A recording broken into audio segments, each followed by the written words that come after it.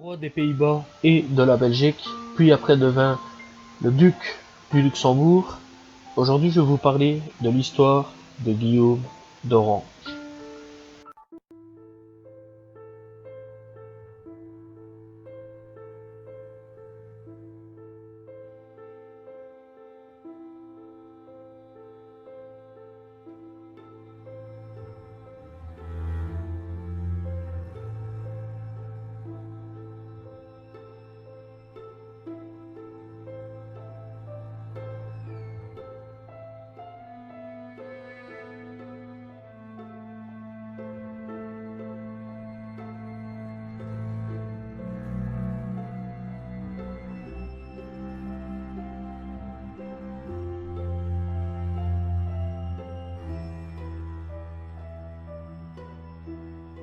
Guillaume Frédéric d'Orange-Nassau, né le 24 août 1772 à La Haye, est mort le 12 décembre 1843 à Berlin et prince souverain des Pays-Bas de 1813 à 1815, puis roi des Pays-Bas sous le nom de Guillaume Ier et simultanément tout simplement duc, puis grand-duc du Luxembourg de 1815 à 1840.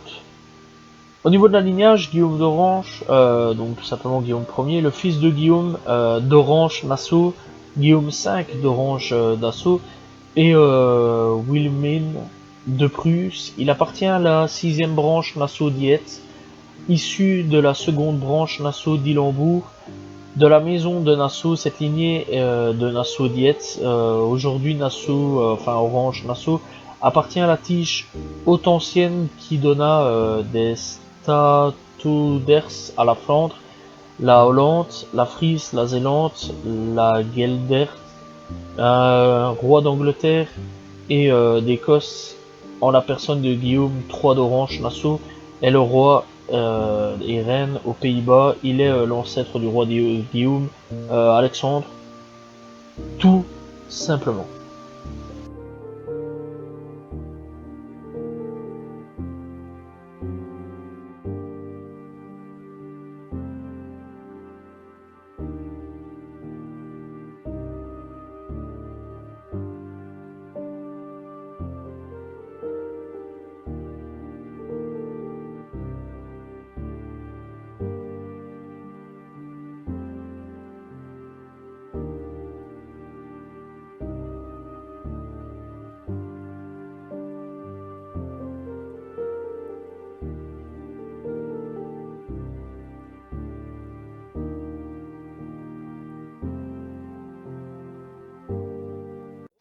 Avant d'accéder au pouvoir, au trône, je vais dire, au niveau des Pays-Bas, tout simplement, eh bien c'est lorsque les troupes françaises quittèrent les Pays-Bas en 1813, un gouvernement provisoire prit le pouvoir. Celui-ci était formé par le comte Léopold van Limburg-Stirum, Frans Adam van der Duyn van Maasdam et Gijsberg Karel van Hogendorp. Ceux-ci invitèrent le prince Guillaume afin de lui offrir le trône des Pays-Bas. Il refusa une première fois le trône en décembre 1813, puis il accepta finalement avec une constitution qui garantissait des pouvoirs étendus au nouveau prince souverain. Il se proclama roi des Pays-Bas qu'en mars 1815. Le Royaume-Uni des Pays-Bas fut créé au congrès de Vienne.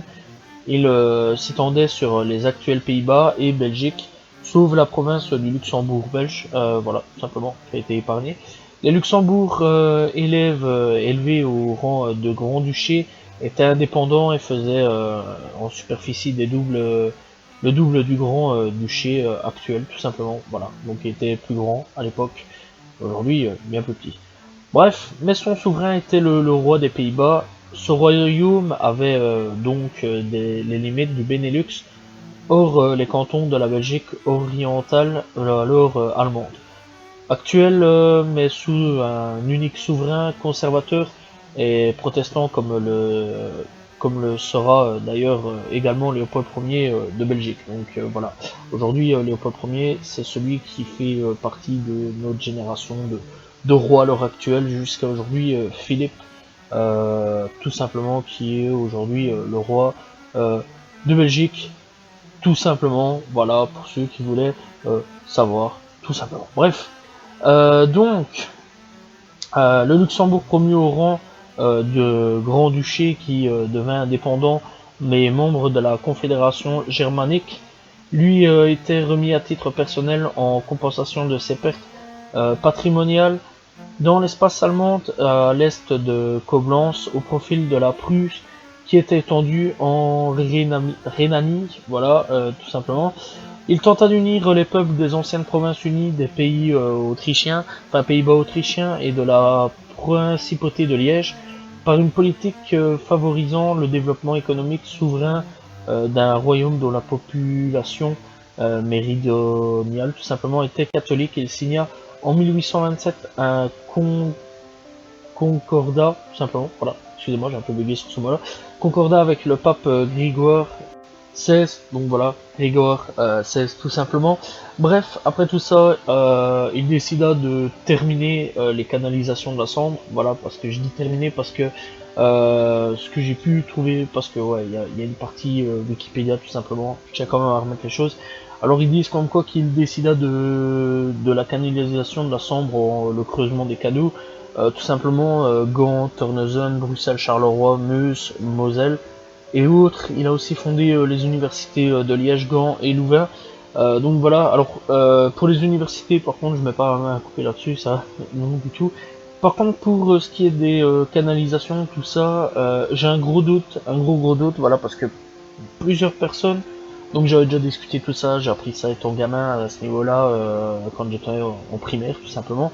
Donc voilà, et puis ça fait partie de mon histoire, mon pays, tout simplement. Et donc, au niveau de cette personne-là, j'ai un gros doute parce qu'on me disait que c'était bien avant, que les travaux avaient déjà commencé à ce niveau-là, mais que lui a finalisé à ce niveau-là, niveau des canaux, tout simplement de la Sambre. Donc voilà, c'est ça que j'ai un gros doute à ce niveau-là. C'est pour ça que je tiens quand même à mettre un gros avertissement, voilà, parce que c'est marqué sur Wikipédia en gros qu'il a fait les canaux tout simplement. Ça, je tiens quand même à mettre tout simplement. Et donc plusieurs personnes m'ont affirmé que non, pas vraiment, c'était pas vraiment lui qui l'avait fait. Alors maintenant, c'est lui ou c'est pas lui, voilà, je sais pas vraiment, j'ai fait des recherches convenablement, mais il n'y a pas plus d'informations à ce niveau-là, faut juste bien chercher, voilà, à mon avis sur le net, on doit trouver facilement qui a construit tout simplement ce genre de choses-là. Bref, donc, on va continuer tout simplement.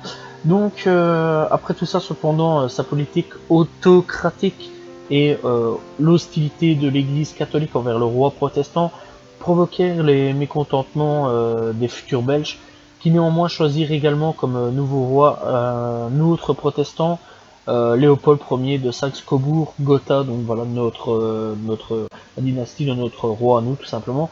Donc après la révolution belge de septembre 1830, il se porta candidat au trône de Belgique, tout simplement, mais sa candidature fut unanimement rejetée. Guillaume Ier, tout simplement, tenta de reprendre la Belgique par les armes, mais celui-ci ouais, bénéficia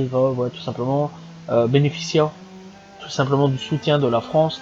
De la monarchie de Juillet obtint en 1830 son indépendance et mit sa tête à un prince soutenu par l'Angleterre, Léopold de Saxe-Cobourg, tout simplement, et donc qui était l'oncle de la future reine Victoria, et épousera en 1832 Louise Marie d'Orléans, la fille aînée de Louis Philippe Ier, roi des Français, tout simplement. Donc gros arrangement entre ces trois-là, qui a mis à la tête Léopold de Saxe-Cobourg, tout simplement.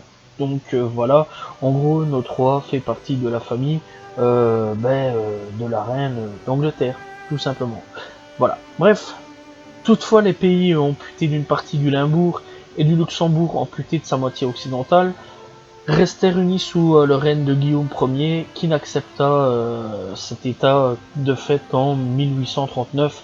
Vaincu et contesté, Guillaume Ier abdiqua en 1840 pour pouvoir se remarier avec la femme de son choix, une dame catholique et wallonne, Henriette d'Oultremont, et reprit alors le titre de Nassau, tout simplement. Donc voilà.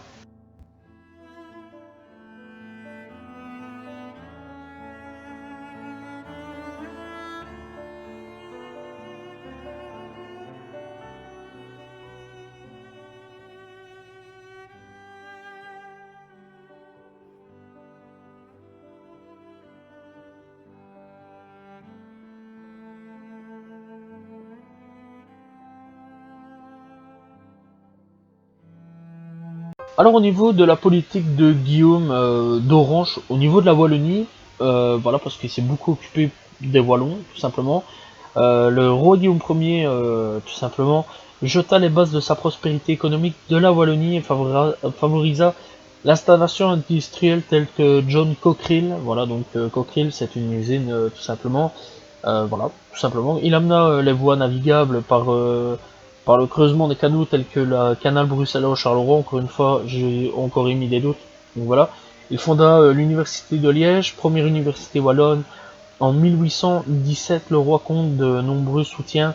En Wallonie, le projet de constitution proposé en vote en 1815 est ainsi adopté à la quasi-unanimité en Wallonie, tandis que tout simplement c'est fortement rejeté par les provinces flamandes, tout simplement lors de la Révolution belge. Les principaux centres orangistes seront situés dans les grandes villes industrielles wallonnes et l'épouse d'une wallonne Henriette d'Outremont en 1841, tout simplement au niveau du truc rajouté en plus. Voilà, c'est tout ce qu'on a à peu près sur le niveau du règne, enfin au niveau de la politique de Guillaume Ier au niveau de la Wallonie. Alors bon, il s'est marié en 1841, et au niveau de sa femme, il en profitera pas longtemps parce que en 1843, à 71 ans, il décédera tout simplement à Berlin. Et donc après tout ça, ce sera son fils, donc Guillaume II, tout simplement, qui accède au trône des Pays-Bas en octobre 1840 après l'abdication de son père. Voilà, tout simplement. Et donc, bien qu'il soit personnellement, donc ouais, il avait abdiqué, puis après c'est lui qui a pris, donc bien qu'il soit personnellement conservateur, il fait preuve de modération et accorde une nouvelle constitution plus libérale en 1848 après avoir pris peur des révolutions qui éclatent partout en Europe. Cette constitution est toujours en vigueur aujourd'hui avec quelques modifications. Second roi des Pays-Bas, tout simplement, duc du Limbourg et grand-duc de Luxembourg. En 1840, de 1840 à 1849, Guillaume II, tout simplement. Guillaume meurt tout simplement le 17 mars 1849 à Tilburg, après seulement 9 années de règne. Son fils aîné, lui, par contre, lui succédera sous le nom de Guillaume III. Voilà donc, après tout ça, donc c'est Guillaume II et Guillaume III qui reprendront la succession du trône, tout simplement. Bref, donc, en gros, Guillaume Ier, il a voulu voir, il a eu les yeux plus gros que le ventre, il a pris la Belgique. Voilà, il y a eu une révolution, les Belges ont, avec les Français et les Anglais ont repris la Belgique, voilà, l'ont mis en indépendance. Il y a eu Léopold qui est arrivé, qui a pris la place de Guillaume, tout simplement, et donc est devenu, au niveau de la dynastie, tout ça, bref, au niveau de la famille royale, est devenu notre roi. Et donc, aujourd'hui, eh bien, on a Philippe, j'allais me tromper, mais non, parce que c'est plus Albert, c'est Philippe. Premier, voilà, tout simplement. Je crois que c'est premier, mais enfin, on s'en fout. Voilà, donc Philippe qui aujourd'hui est devenu notre roi, voilà, qui est arrière, grand-père de Léopold Ier. Voilà comment, en gros, Guillaume a perdu sa place, voilà, et il a voulu s'imposer, mais s'est fait un petit peu soulever par la France. Voilà, tout simplement. Et donc, il a créé quelques petits trucs intéressants. Puis après, malheureusement, puis après, ça a été son fils et son petit-fils qui ont repris les trucs avec Guillaume II et Guillaume III, mais bon, malheureusement, Guillaume II n'a pas fait très très long feu. Voilà, 9 ans de règne, c'est vraiment pas grand-chose. Par contre, pour Guillaume III, c'est tout autre chose. Bref, dans tous les cas, peut-être qu'un jour, j'en parlerai, que ce soit Guillaume d'Orange 2 ou Guillaume d'Orange 3. Voilà, j'espère que vous avez apprécié la vidéo. N'hésitez pas à liker, commenter, partager, je réponds toujours aux commentaires, voilà. N'hésitez pas à proposer un personnage, une guerre ou quoi, ok, c'est pas un problème. J'essaierai de voir, tout simplement. Mais il faudra un petit peu de temps au niveau de préparation. Voilà, n'hésitez pas à vous abonner, liker, commenter, partager. Je vous retrouve demain pour une nouvelle vidéo. Salut tout le monde, ciao ciao.